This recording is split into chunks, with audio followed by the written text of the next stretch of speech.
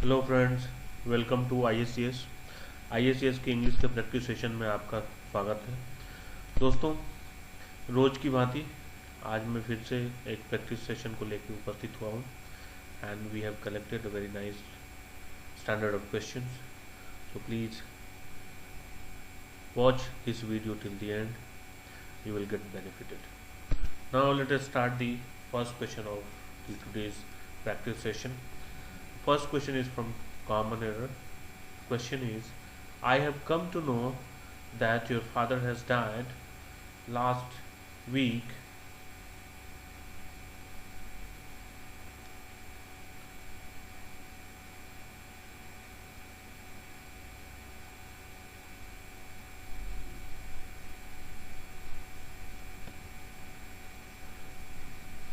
दोस्तों, चलिए होप आपको एरर मिल गया होगा।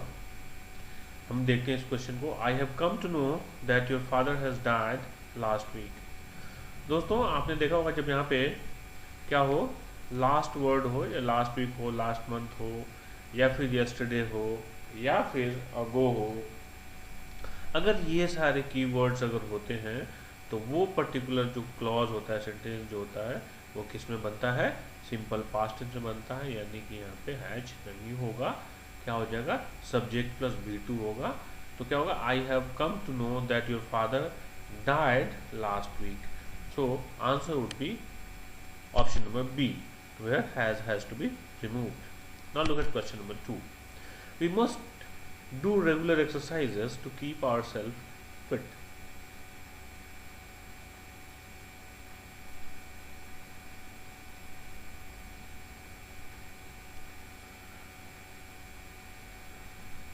So friends, देखते हैं इस क्वेश्चन को। We must do regular exercises to keep our self fit.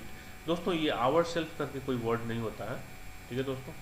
तो ये आवर सेल्फ करके वर्ड नहीं होगा, यहाँ पे आवर सेल्फ के बदले क्या हो जाएगा? आवर सेल्फ हो जाएगा, ठीक है दोस्तों।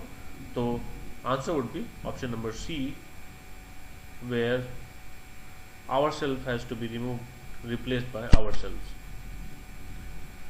Now look at question number 3. It is I who has done this and you may hold me responsible for this.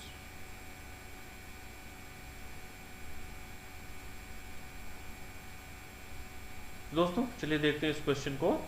It is I who has done. दोस्तों, यहाँ पे एक चीज देखें, इट इज के बाद आई है और आई के बदले ही ये रिलेटिव प्रोनाउन हु आया है, यानी कि यहाँ पे जो ऑक्सिलरी वर्ब या हेल्पिंग वर्ब जिसे आप कहते हैं, हेल्पिंग वर्ब इस आई के हिसाब से होना चाहिए। आई के साथ हैज नहीं लगता है तो यहाँ पे क्या लगेगा दोस्तों? हैव लगेगा, ठीक है। क्या होगा? It is I who have done this. So answer would be option number A, where has to be replaced with have. Now look at question number 4. According to the consultant, a more detailed analysis of customer needs and product pricing is required.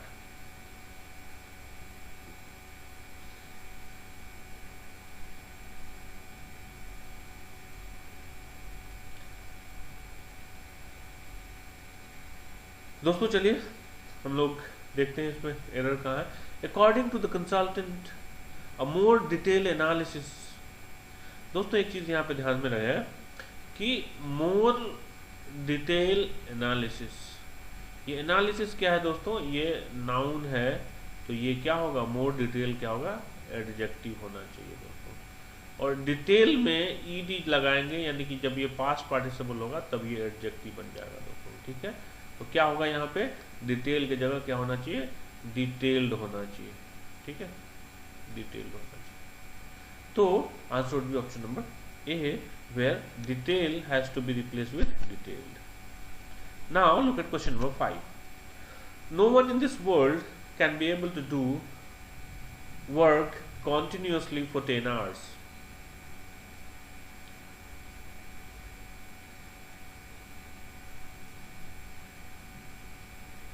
तो दोस्तों, देखते हैं इस question में error कहाँ है। No one in this world can be able to do work continuously for 10 hours.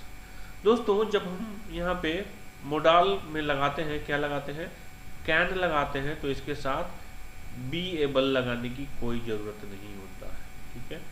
तो be able to has to be removed, can का मतलब ही होता है it shows ability, when it shows ability, so able should not be used along with it, so be able to has to be removed from here. So answer would be option number B, where be able to has to be removed. Now look at question number 5. This is the question from one word substitution. The word is an animal with 2 feet. ऐसे जानवर जिसके 2 पांव होते हैं उसे क्या कहते हैं? सर्टोरियल, बाइपेड, नेल या फिर रेप्लिका।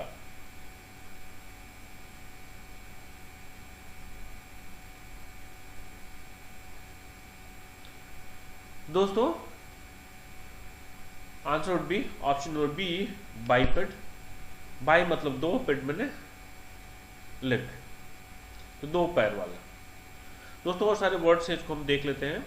सर्टोरियल, सर्टोरियल होता है, इसका होता है रिलेटिंग टू क्लोथ्स, कपड़े से संबंधित बातें होती हैं, उसको क्या कहते हैं?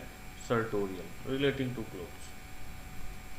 बाइपेड समझते हैं। नेल क्या होता है? ये डेथ नेल होता है, जब क्रीमेटोरियम में या फिर फ्यूनरल में जो बेल बजाया जाता है उसे क्या कहते हैं? नेल कहते हैं, ठीक है। और रेप्लिका मतलब क्या होता है? Very close copy, very close copy मतलब किसी की एकदम हूबहू कॉपी उतारना, उसको क्या कहते हैं? रेप्लिका कहते हैं। Now look at question number 7. An obviously true और हैकनीड स्टेटमेंट क्या कहलाएगा? Syllogism, iconic, imagism, ट्रूइज्म।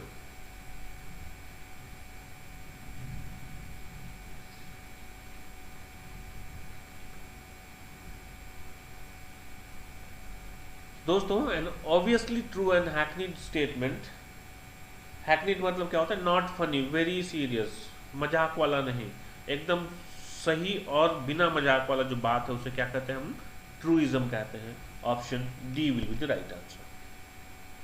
Imagism, you know, image रखने वाला। Iconic, you know, idol. Syllogism आप जानते होंगे, इसमें पढ़ा बनाते हैं रीजनिंग में syllogism. Now look at question number 8. Stealthily done, ऐसी चीज है जो चोरी छुप के की गई हो, उसे क्या कहते हैं? डेवियस, नेफेरियस, सरप्टिशियस या विलेनस।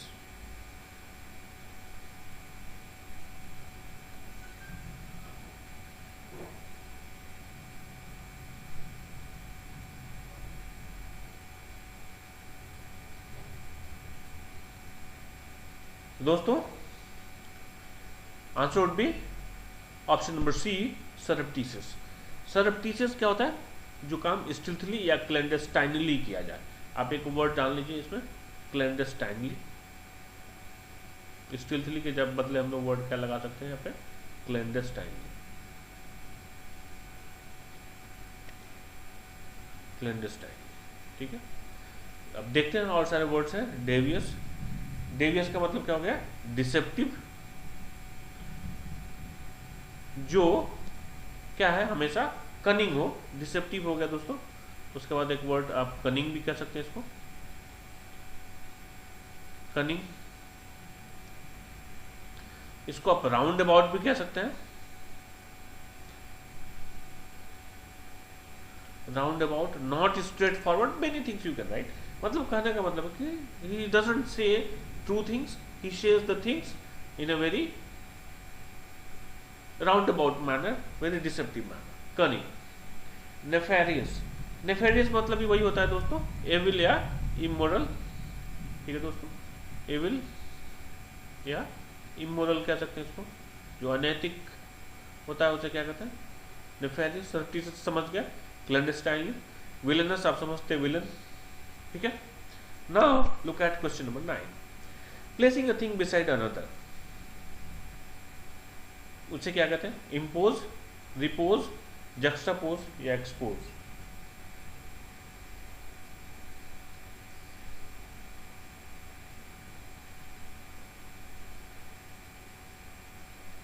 तो answer is option number C, juxtapose. एक दूसरे को एकदम बगल में सटा के रखना क्या कहलाता है, जक्स्टापोज कहलाता है। जबकि इम्पोज आप समझते हैं फोर्सिबली किसी चीज पे इम्पोज करते हैं, आप लागू करते हैं। रिपोज मतलब रेस्ट करना होता है, रेस्ट। एक्सपोज आप समझते हैं उसको क्या करते हैं, उसको रिवील करते हैं, एक्सपोज रिवील करते हैं आप, ठीक है। Now look at question number 10, niggardly. Synonyms निकालना है दोस्तों इसका, मतलब सिमिलर मीनिंग वाले वर्ड्स। वर्ड्स क्या है, पॉइज्ड, स्टेल, स्टिंजी या hostile.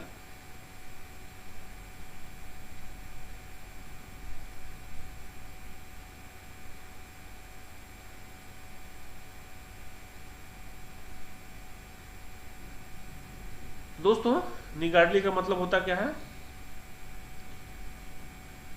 Hating to spend money. मतलब दोस्तों पैसा खर्च नहीं करना चाह रहे हो, कंजूस हो, ठीक है, इसे क्या कहते हैं, निगार्डली कहते हैं। पॉइज्ड मतलब क्या होता है, बैलेंस्ड, एकदम शांत, संतुलित, पॉइज्ड। स्टेल का मतलब क्या होता है दोस्तों, बासी, पुराना, old, not fresh, not fresh. Stingy का भी मतलब वही होता है दोस्तों, क्या, हेटिंग टू स्पेंड मनी, मतलब पैसा खर्च करने से जी चुराना। हॉस्टाइल का मतलब समझते हैं, जो क्या हो, एनिमोसिटी से भरा हो, दुश्मनी हो, तो उसे क्या कहते हैं, हॉस्टाइल कहते हैं। तो now answer would be option number C, stingy. Now look at question number 11. What is debacle? We need to find out the synonyms out of the given options. Options are decline, downfall, discomfiture, degeneration.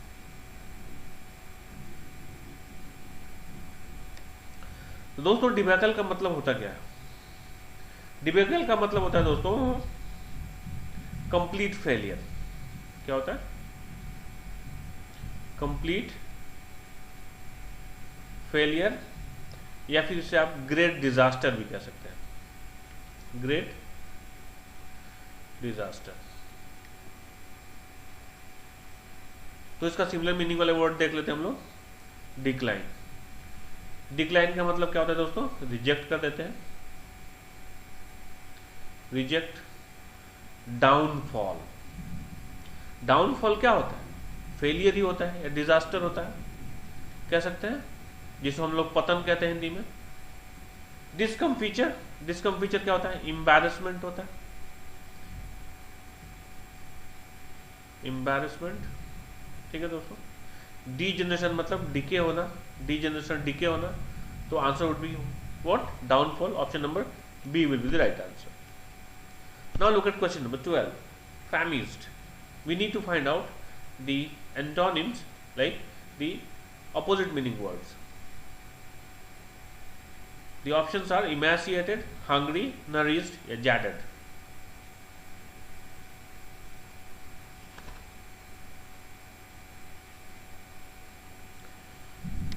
तो दोस्तों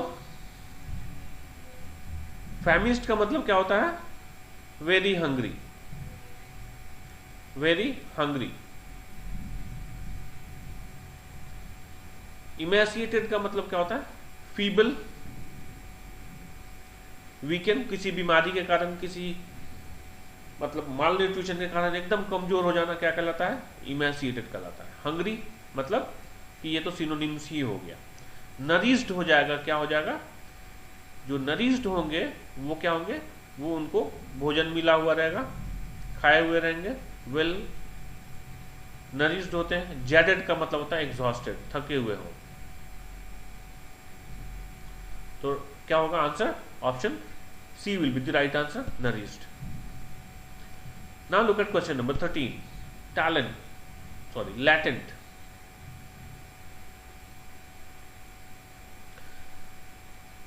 options are primitive, evident, potent या talented. दोस्तों latent का मतलब क्या होता है? Latent का मतलब होता है दोस्तों जो क्या हो, एग्जिस्ट करता हो बट दिखता नहीं हो। ठीक है, एग्जिस्ट करता हो बट नॉट सीन, मतलब एग्जिस्ट बट नॉट सीन, मतलब हिडन हो, छुपा हुआ हो। ठीक है, हो लेकिन छुपा हुआ हो। प्रिमिटिव का मतलब क्या होता है? एंशियंट, बहुत पुराना जो कोई चीज हो, एंशियंट हो तो प्रिमिटिव होगा। इविडेंट का मतलब क्या होगा? जो दिख रहा हो, स्पष्ट हो। पोटेंट का मतलब क्या होता है? पावरफुल, टैलेंटेड, तो यहां पे ये दिख नहीं रहा, यहां पे क्या है? दिखता है, यानी कि एंटोनिम्स क्या हो जाएगा? Option number B will be the right answer. Now look at question number 15, exceed. Options are consent, defy, demure, digest. दोस्तों एक्सीड का मतलब क्या होता है देखते हैं। एक्सीड का मतलब होता है दोस्तों अग्री करना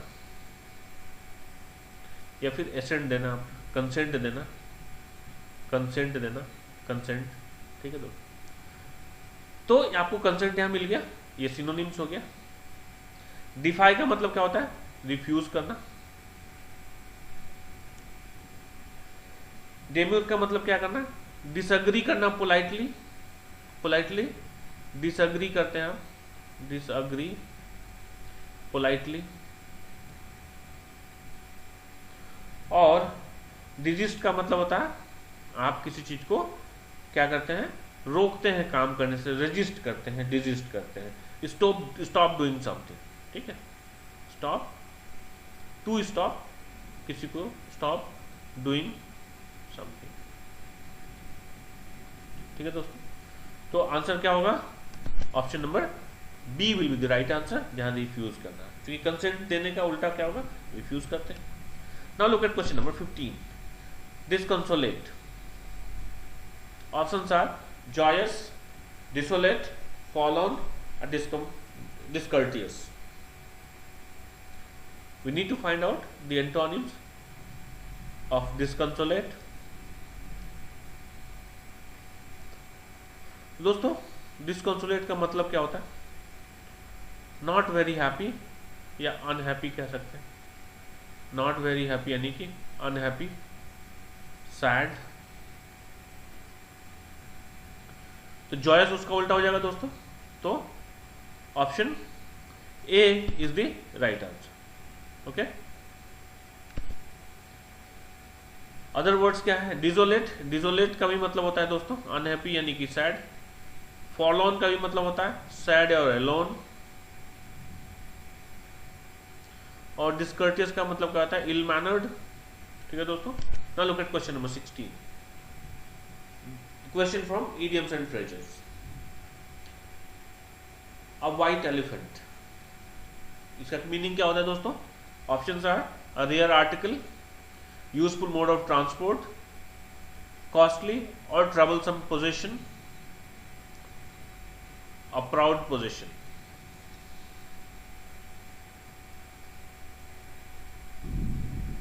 तो दोस्तों व्हाइट एलिफेंट का मतलब होता है costly and troublesome position. Option C is the right answer. Now look at question number 17, hard and fast. Options are flexible, strict, difficult और honest.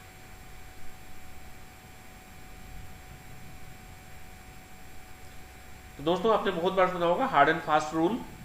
Hard and fast rule का मतलब होता है स्ट्रिक्ट एंड स्ट्रिंजेंट रूल। ठीक है दोस्तों, strict और stringent. तो option B will be the right answer, strict. आपको पता है फ्लेक्सिबल, लचीला, डिफिकल्ट, डिफिकल्ट, ऑनेस्ट, ईमानदार। Now look at question number 18, to grease the palm. Options are to investigate, to insulate, to initiate या to bribe.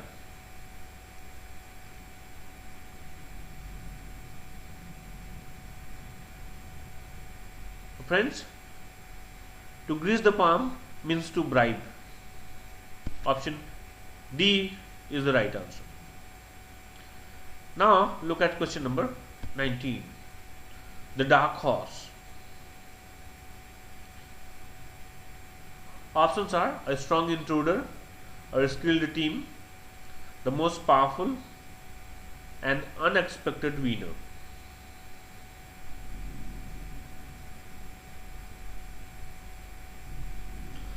So friends,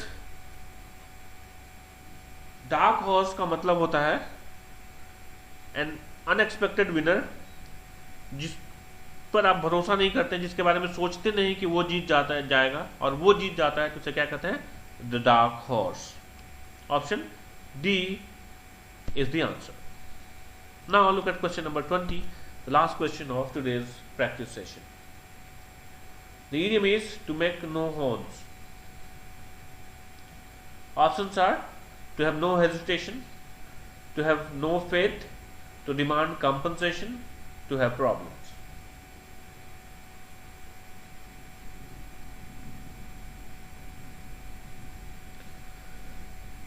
दोस्तों, to make no horns का मतलब होता है to have no hesitation.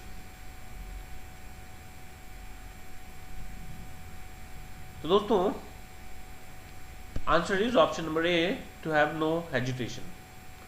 दोस्तों, अगर आपको इडियम्स याद नहीं हो रहा हो तो कल के भी मैंने एपिसोड में आपसे ये रिक्वेस्ट किया कि अगर आपको इडियम्स याद करते हैं और भूल जाते हैं तो आप एक अपना पसंदीदा सेंटेंस बना लें और इडियम्स को यूज करें.